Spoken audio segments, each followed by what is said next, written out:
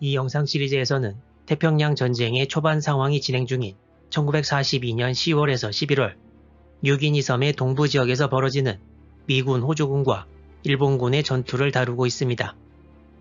지난번에는 해안가의 일본군 방어 진지를 공격하려는 미군과 호주군의 이동을 다루었는데요. 6인이 지역 연합군을 총지휘하는 맥아더 장군은 11월 6일에 자신의 본부를 호주에서 6인이 남쪽 항구 도시인 포트 모레스비로 옮기고 본격적인 공격 준비에 들어갑니다.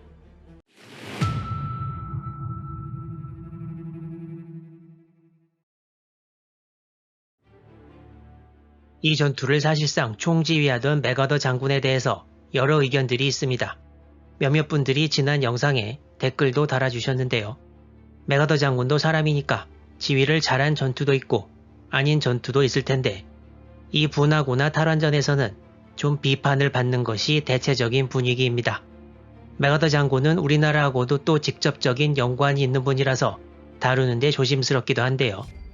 제가 아직 분하구나 전투에 대해 모든 자료의 내용을 전부 샅샅이 알고 있는 것은 아니지만 이 전투에서 맥아더 장군에 대해 비판적인 내용은 호주 쪽 자료에서 많이 나오고 있습니다. 기본적으로 호주 쪽에서 비판하는 입장은 맥아더 장군이 전선의 사정을 파악 못하고 서두르기만 해서 오히려 전투가 길어지고 호주군 사상자가 더 많이 났다는 것입니다. 그런데 이것 말고도 호주군과 맥아더 장군과의 사이에는 코코다 트랙 전투 초기부터 좀 어색한 일들이 많이 일어났었습니다. 일단 호주군이 처음 코코다 트랙 초반 전투에서 일본군에 몰려서 포트 모레스비가 점령당하냐 안 당하냐 하고 있을 때 맥아더 장군 사령부는 호주군의 전투 능력에 대해 비판적인 언급을 공공연히 하고 다녔고 미군 장교들이 호주군을 조롱하고 다닌다는 소문이 호주 전역에 상당히 퍼져 있었다고 합니다. 또한 맥아더 장군은 호주 육군 총사령관 토머스 블레이미 경을 통해 당시 호주군 7사단장에게 호주군 사상자가 많이 나지 않는다는 것은 열심히 안 싸우기 때문이다 라고 전하게 했습니다. 호주군으로서는 상당히 기분 나쁠 만한 말이었는데요. 이렇게 맥아더 장군은 호주군에 압력을 넣을 때는 블레이미 총사령관을 이용했고 블레이미 총사령관을 대상으로 할 필요가 있을 때에는 자신과 당시 호주 존 커틴 총리와의 돈독한 관계를 이용했습니다. 맥아더 장군은 포트 모레스비가 위험해지자 존 커틴 총리에게 압력을 넣어 블레이미 대장의 사령부를 포트 모레스비로 옮기게 만들었고 총리의 압박을 받은 블레이미 대장은 그렇게 할 수밖에 없었습니다. 이건 포트 모레스비가 함락되면 블레이미 대장에게 책임을 지우기 위한 것이라고 6인이 작전을 다루고 있는 거의 모든 호주 자료가 언급하고 있고 커틴 총리도 이후 이 사건에 대해 자기가 군사 관련 사항들을 잘 몰라서 총사령관이 6인위에 있어야 한다고 생각했기 때문에 일어난 일이라고 고백하기도 했습니다. 토머스 블레이미 사령관은 호주에서 매우 존경받는 군인이었고 1951년에 사망했을 때 캔버라에서 치러진 장례식에 약 30만 명의 군중이 모일 정도여서 맥아더 장군의 이런 정치를 이용한 움직임이 호주군에 좋게 보일 리는 없었습니다. 이렇게 미군과 호주군은 서로 같은 편이면서도 당연하겠지만 내부적으로는 갈등이 좀 있었고 호주 쪽 자료에서는 다분히 감정적인 표현도 나오는데요.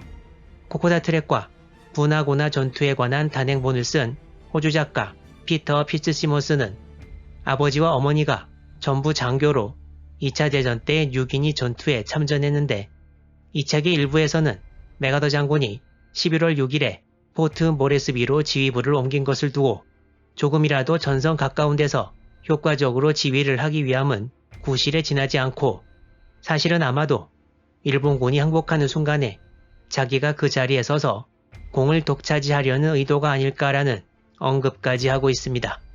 분하구나 탈환전에서의 미군과 호주군 간의 이야기는 아직 끝나지 않았고 전투가 진행되면서 조금 더 직접적인 형태로 등장할 예정입니다. 분하구나 지역만 확대해보면 이 지도와 같습니다. 일본군의 주된 방어 진지는 가장 서쪽의 고나, 중앙의 사나난다, 동쪽의 부나에 위치해 있습니다. 위쪽 바다는 솔로몬 해입니다. 그리고 이 지역의 중간쯤을 기루아 강이 흘러 바다로 빠져나가고 있고 기루아 강의 서쪽 지역을 호주군이, 동쪽 지역을 미군이 맡게 되었습니다. 이 지역은 거의 평지지만 정글과 늪지대가 대부분으로 상당히 통과하기 어렵게 구성되어 있습니다. 따라서 미군 지역에서 일본군 진지로 가는 길은 지금 보이는 3개의 루트만이 가능했고 호주군 지역에서 일본군 진지로 접근하는 길도 이 2개의 루트만 가능한 상황이었습니다. 이곳 평균 습도는 85%에 기온은 35도에서 36도를 꾸준히 기록했고 온갖 풍토병의 온상으로 전투가 빨리 끝나지 않으면 병으로 쓰러지는 병사들이 속출할 상황이었습니다.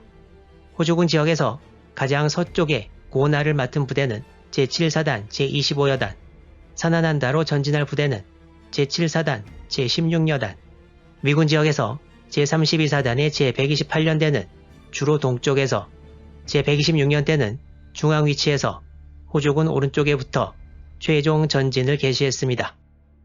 이 사진은 당시 128년대 병사들이 일본군 진지를 향해 마을을 통과하고 강을 건너면서 찍은 사진입니다. 이때 미군 126년대와 128년대를 합친 병력은 약 7,000명이었다고 합니다.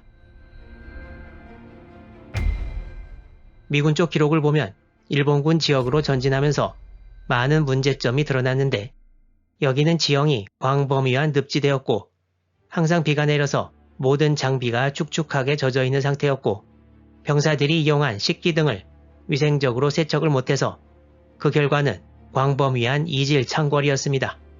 이때 미군이 부족했던 것 대표적으로 3가지를 들자면 이질과 열대 풍토병을 위한 약품 보급이 제대로 되지 않았고 식량 보급이 모자라 병사들이 항상 배고프고 지친 상태였다고 하고 미군 지휘부가 늪지대에서 야포를 쓸 수 없다고 생각해 기록에 의하면 당시 사단 포병 전력은 호주군 3.7인치 포 2문이 전부였다고 합니다.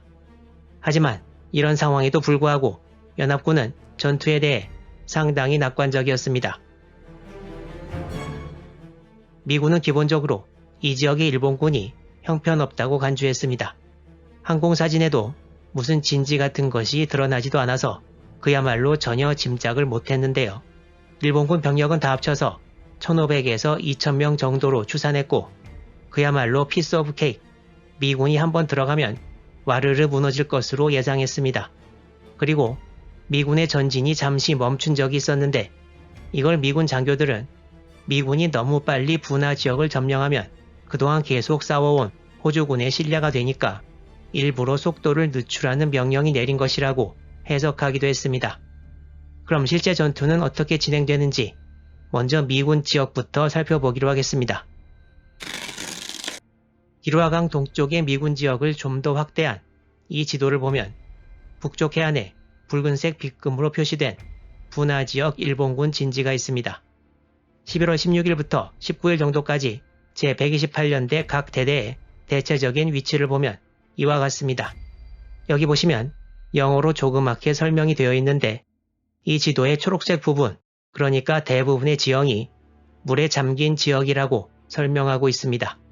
이 사진에는 당시 M1919를 가지고 있는 1대대의 기관총 진지가 보이고 행군 도중 아침 식사를 준비하는 2대대 병사들, 그리고 원주민 짐꾼들과 함께 강을 건너 목적지로 가는 3대대 병사들이 보입니다.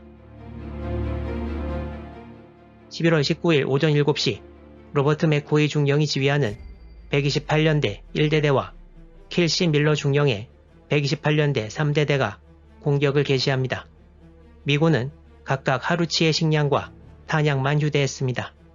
미군은 분화고나 지역 전체 일본군이 많아야 2,000명 정도라고 추산했지만 사실은 이틀 전 새로 도착한 지원부대까지 합쳐 미군 지역의 일본군만 2,000명 이상이 있었습니다. 일본군도 지치고 물자가 부족했지만 미군의 일본 전력 예상보다는 훨씬 더 많았던 것입니다.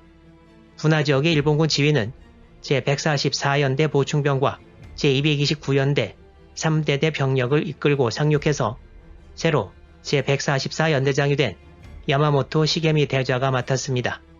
미군은 곧 일본군과 접촉하고 교전이 벌어지는데 여기서 예상하지 못했던 일본군의 강한 저항에 맞닥뜨리게 됩니다.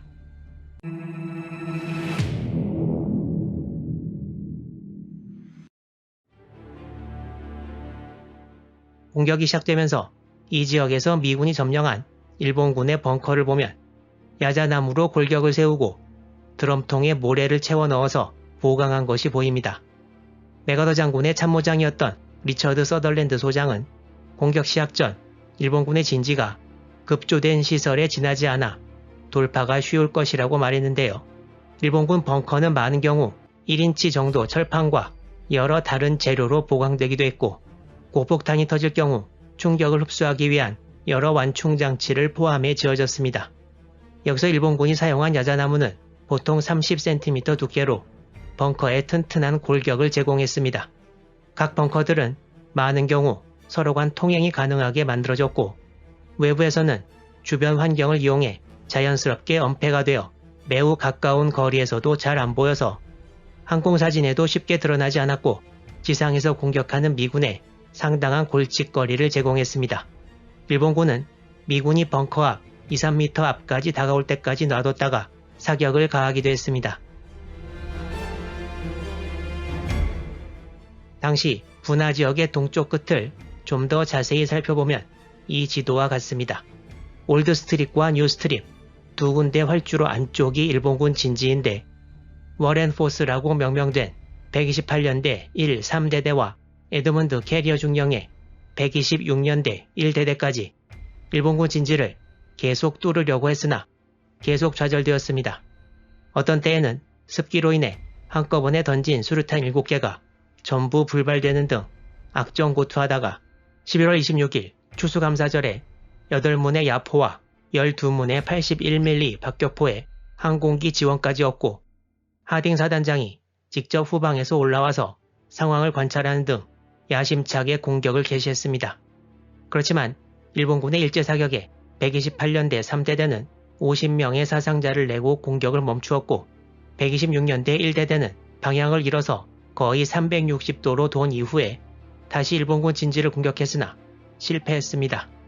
추수감사절 당일 의욕에 넘친 미군 공격은 실패로 돌아갔고 하루 이틀에 끝날 거라고 농담 반 진담 반으로 얘기했던 공격은 일주일이 넘어가고 있었습니다. 미군은 이 상황을 어떻게 타개할지 그리고 서쪽 호주군의 상황까지 다음 영상에서 재미있는 이야기가 계속 이어집니다.